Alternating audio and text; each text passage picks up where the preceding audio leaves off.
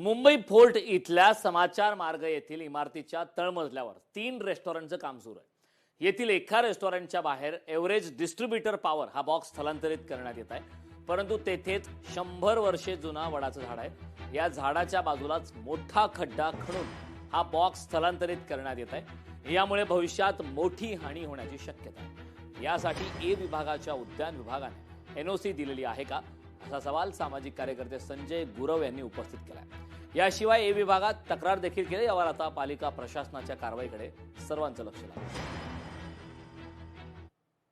एका रेस्टॉरंटचं काम सुरू आहे आणि त्या रेस्टॉरंटच्या बाहेरच एक बीएसटीचं एडीपी बॉक्स असल्यामुळे त्या रेस्टॉरंटला आय थिंक अडचण होत असेल, त्यामुळे तो ते स्थलांतरित करत आहे। पण ते 4-5 पावलावर ते स्थलांतरित होत आहे। तर माझी अशी त्याच्या बाजूला जिथे स्थलांतरित करत आहे त्याच्या बाजूला ते 100 वर्ष जुनं वडाचं झाड आहे आणि ज्या स्थलांतरित बॉक्समुळे त्या वडाच्या झाडाला खूप इजा होणार आहे किंवा आताच जर मी पाहिलं तर खड्डा खोदल्यामुळे त्याची पाळमुळं सर्व नष्ट झालेली आहे खूप ठिकाणी। तर माझी अशी विनंती आहे की बाबा हे 100 वर्ष जुनं झाड वडाचं झाड वाचलं पाहिजे।